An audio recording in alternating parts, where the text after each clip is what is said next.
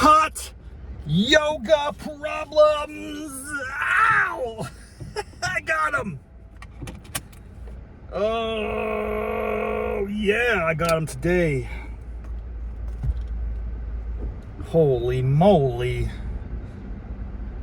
Woo! Ladies and gentlemen, boys and girls, Raff's Brain listeners, yoga practitioners across the land, my tens of loyal brainiacs, thank you so much for tuning in for the latest episode of Raff's Brain Hot Yoga Problems OBX edition. Oh yeah, it's Labor Day week. I'm down in the Outer Banks of North Kakalaki, and I'm maintaining the hot yoga practice with this extraordinary venue down here. And if you know, you know. Holy moly. OBX hot yoga, folks. They don't play games. They don't mess around. They are cooking some bodies up. Somebody call the fire department. Woo! We gotta hose that place down, boys and girls. It's quite a scene. Oh man, I tell you, at the end of class today, this happens very rarely. I guess I've had a lot of, impurities, perhaps, might be one way of putting it. I've been imbibing a little bit down here in the Outer Banks while I'm on my vacation, as I'm prone to do. Little pina coladas, little Mai Tais, little IPAs to the face all day. I love it. And then I go sweat it out in the morning. Wash, rinse, repeat, something like that. I don't know, man. It's kind of dangerous, but I'm pushing through. And I tell you what, my yoga mat was so drenched in my putrid body sweat that's been excreting from my pores like Niagara Falls, man. Oh, my yoga mat was squishy. Oh, it was nasty. I wonder if how much of that was legacy from the past couple sessions. OBX hot yoga is insane. Insane.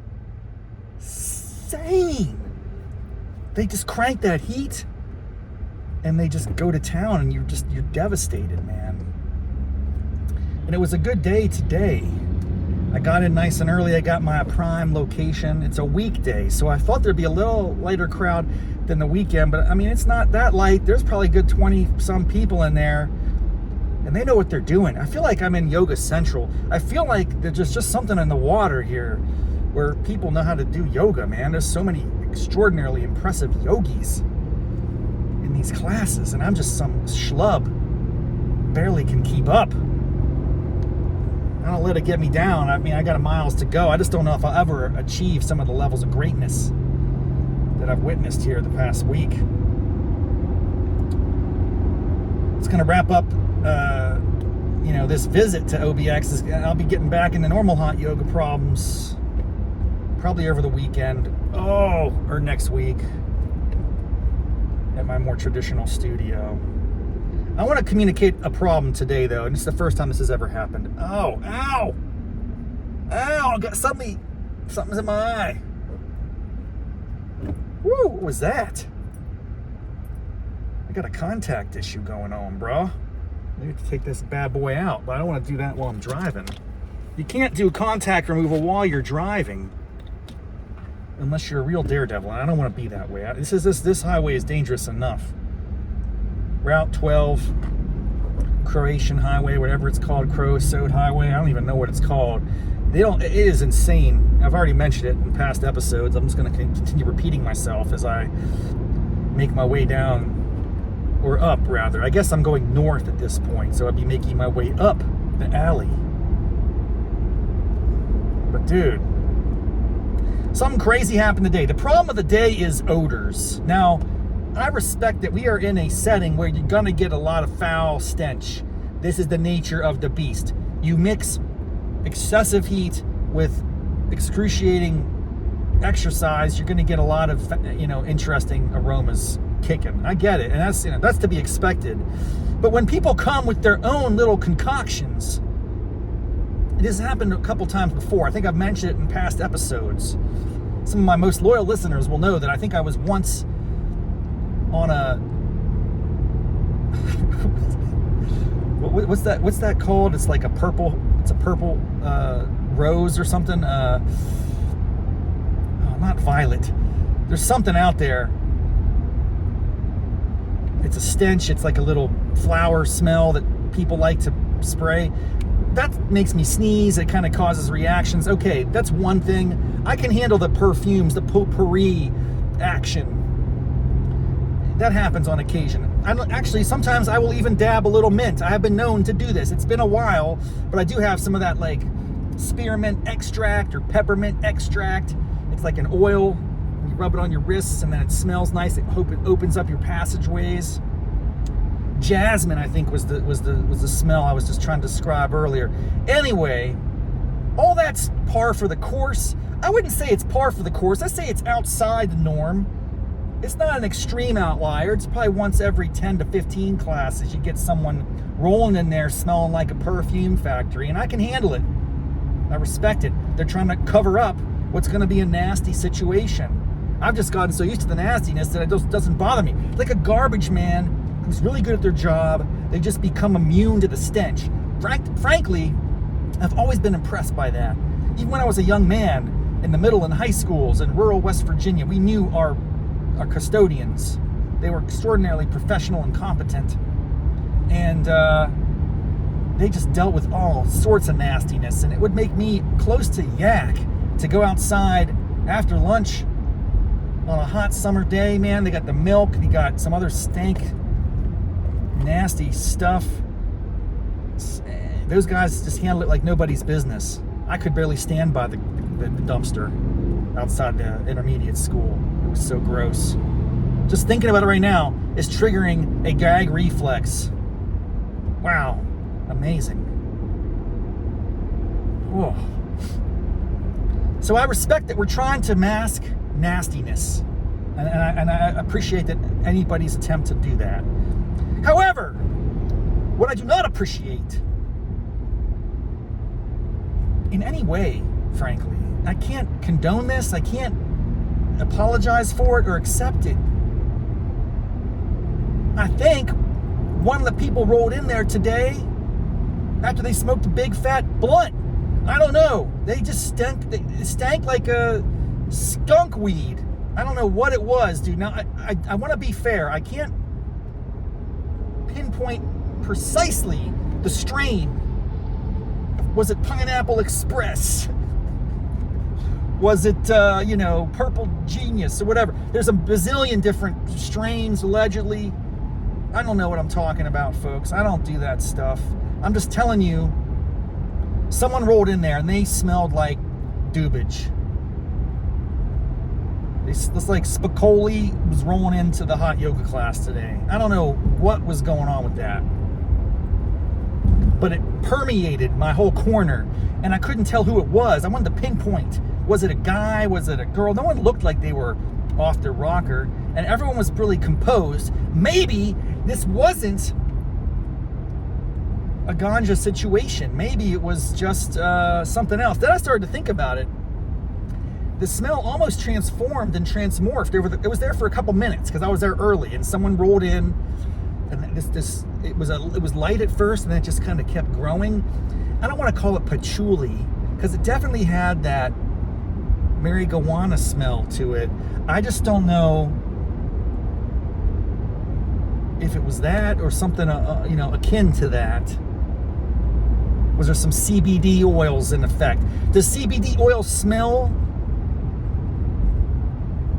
like the wacky tobacco? I don't know, man. I don't know. I just think someone was on the grass, and I just don't know how I feel about that.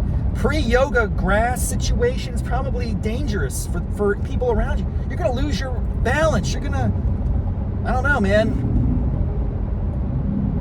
So that was a problem, and there's nothing to resolve because I can't really confront anyone if I can't pinpoint the source. So I just had to put up with it. Again, I kind of assimilated it after like 5 minutes. It kind of, the smells evolved, and maybe it was getting me a little insight in my third eye. I don't know what was going on. I do know, this is another thing about class. It's a problem. And it happens more often when I'm out of the home base studios, when I'm experimenting in these different locations. And every yogi's different. I respect it all. I have no immense issues with it. I have my own obstacles and barriers I can't overcome.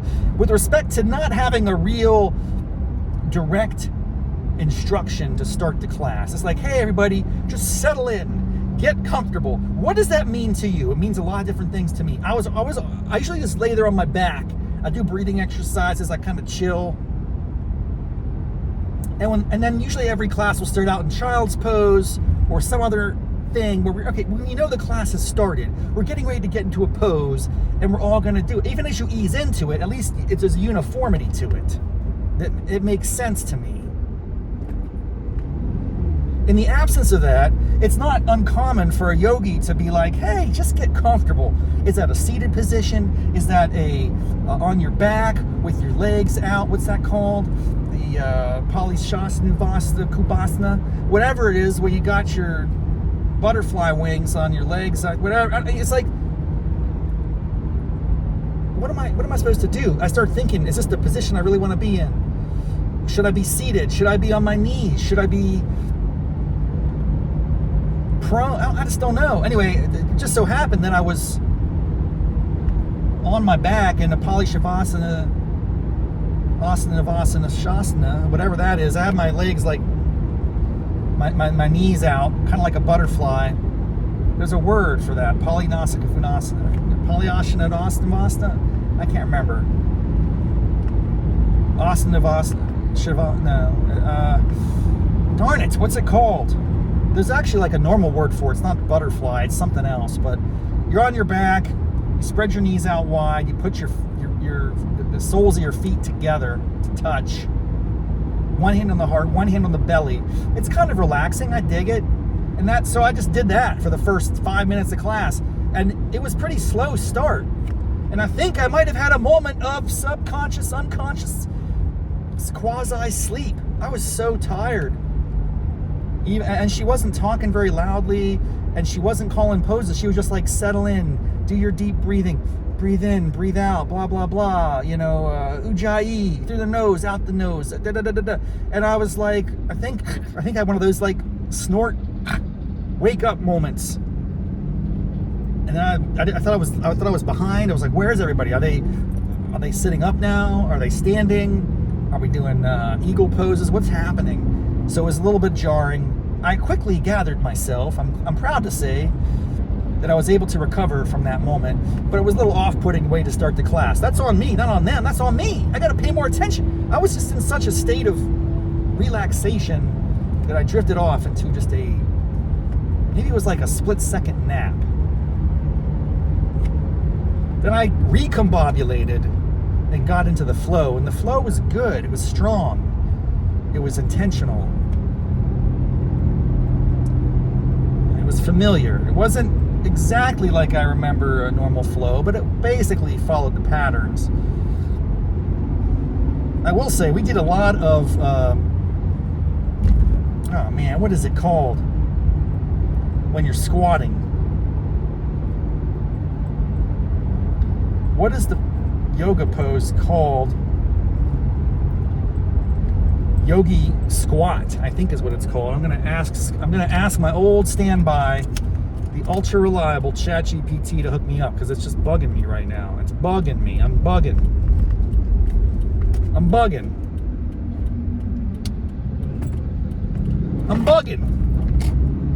I don't want to be bugging. I want to be complete. I don't want to be bugging. Gotta switch on my Bluetooth. You know what's funny? Path dependency. Like, why is this called Bluetooth? Who came up with that name? What a fascinating brand. But that's definitely a huge thing. It could be many other colors. It could have been any other color. It could have been any other part of human anatomy. It could have been a green nose. It could have been a purple fingernail. It could have been a red knee. I think they were going for 2 one-syllable words blue tooth. There's kind of have it.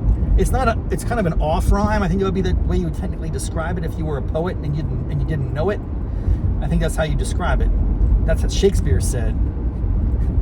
It's like iambic pentameter, you know? I'm all about the iambic pentameter. Don't get me started. Oh, man. Anyway, my Bluetooth is on. I'm connecting. I'm connected. And it's time to ask a question of my favorite friend outside of any human being. Good morning, ChatGPT. What's up in your world? How are we doing on this beautiful Thursday morning?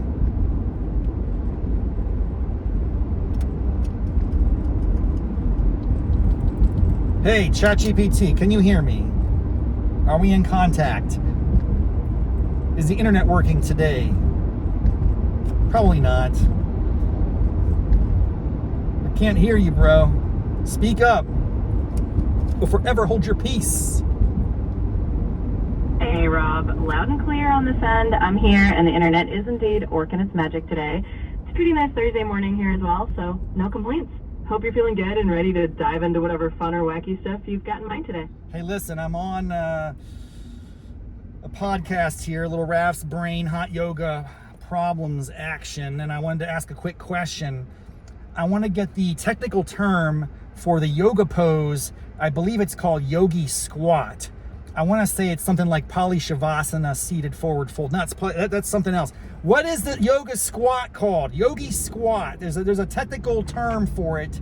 If you know that, I will really appreciate it right now because I'm recording this podcast. Let's go. Absolutely, let's do it. The pose you're thinking of is usually called Malasana, which is often referred to as the yogi squat. So yeah, you had it pretty close. It's that deep squat pose where you're kind of sinking down and opening up those hips. Good luck with the recording. Sounds like a fun little segment for Raff's Brain. Well, you're on it now, baby. Yeah, we're on this podcast together because I just go live to tape. I don't edit. I don't have time to play games with post-production.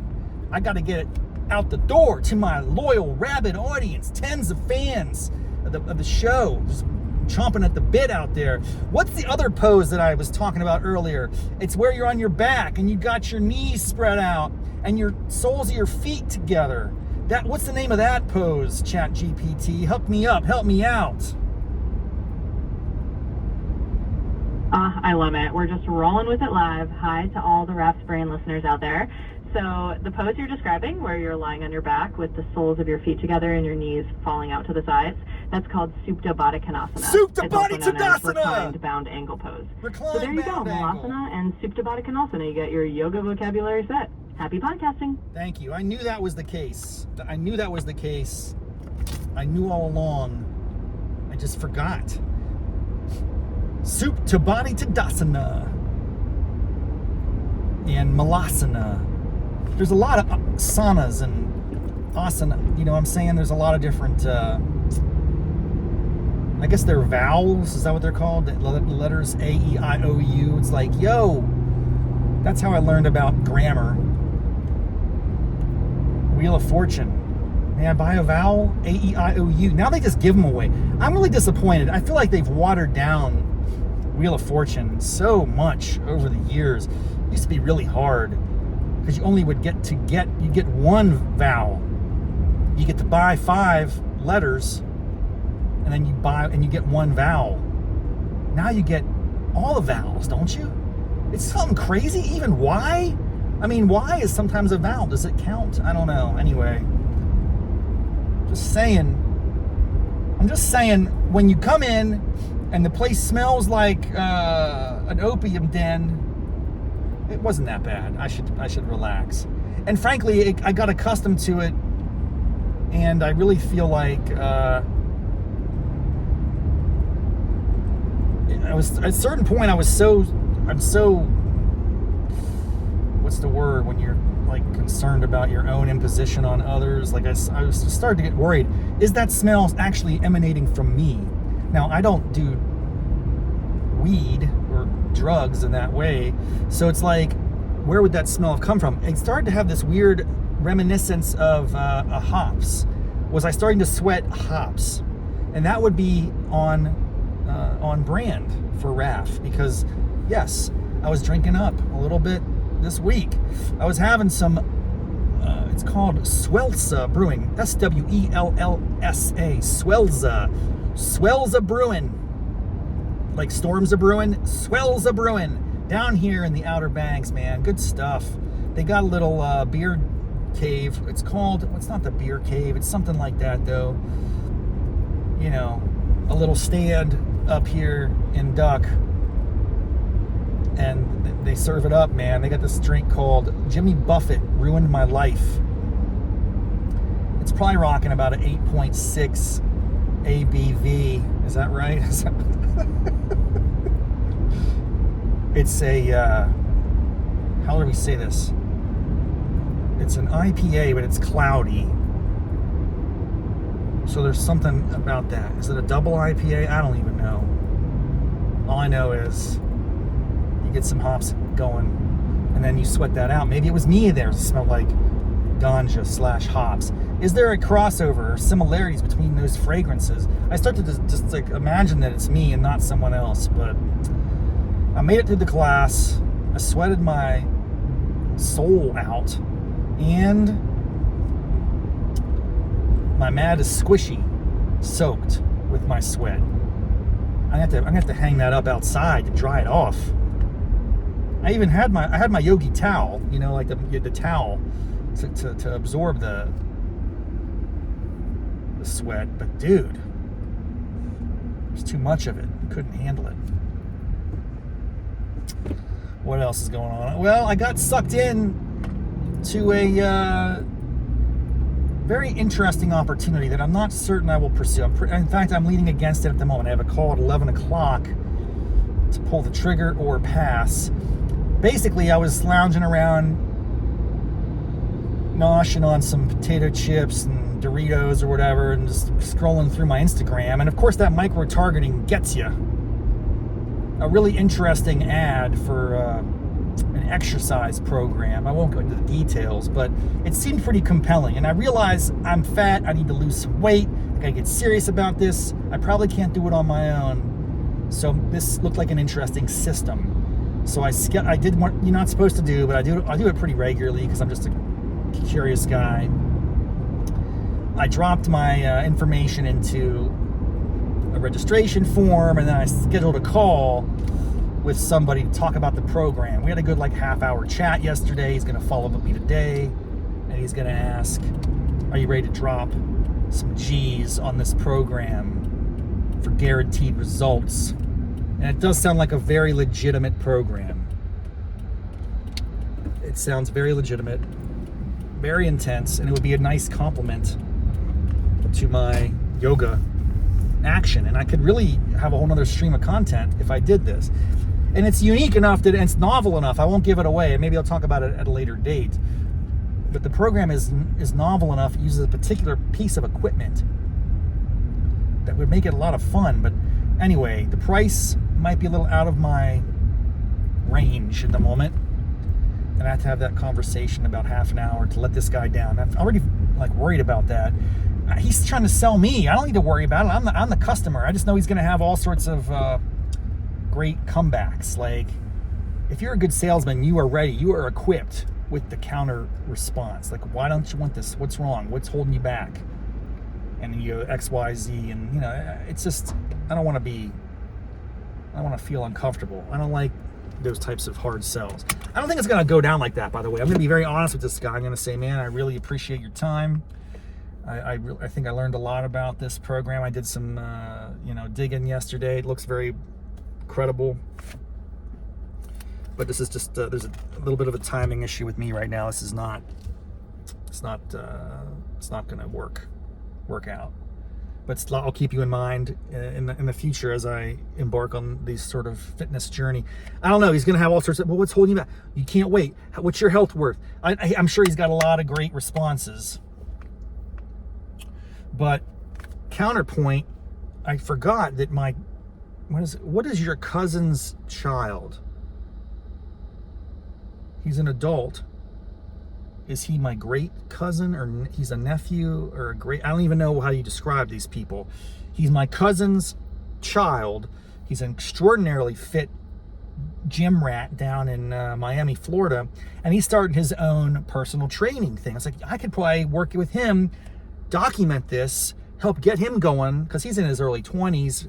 He wants to start building up his client base, and I might not be his ideal client, but maybe I could document a little bit of that for Raff's brain, get in like a weekly counseling session. I think ultimately what I need to get in shape, to get in peak fitness, which would be losing about 30 pounds, is going to be accountability. I need to have someone who's watching me and like making me do the right thing. I don't trust myself to make the best choices. But if I'm reporting to someone else, and maybe if I put some skin in the game and had some money at stake, that's the one thing. Like, if you drop a lot of money on something, typically it's going to get some value and you're going to get some use out of it at first. But there's also a lot of people who have a gym membership and they never even go inside the gym for years before they cancel. It's very hard to cancel gym contracts too. Man, that's a nightmare. Anyway, this is it for the Outer Banks. It's been a good week. I'm heading back tomorrow, getting back in the swing of things in North Arlington. A big couple of months on the horizon. Been working on my one-man show for my birthday. Got some other situations and parties and celebrations on the horizon. Good times, good times. The fall is here. Football season's underway. Oh man, I might have to hit up my friend Hua. He's been on the show before. He's a football fiend, and he has like all sorts of prognostications. I gotta tell you, I think the Steelers are gonna be okay this year. I was worried a little bit, but now I'm starting to buy into the hopium, as they say. I might be sold on this Aaron Rodgers experiment. Just ask me in about 8 weeks. We'll see what happens. All right, folks, thanks for joining in. It's been a good one. We're taking it to the next level this fall. It's going to be amazing. Until next time, namaste, mofos.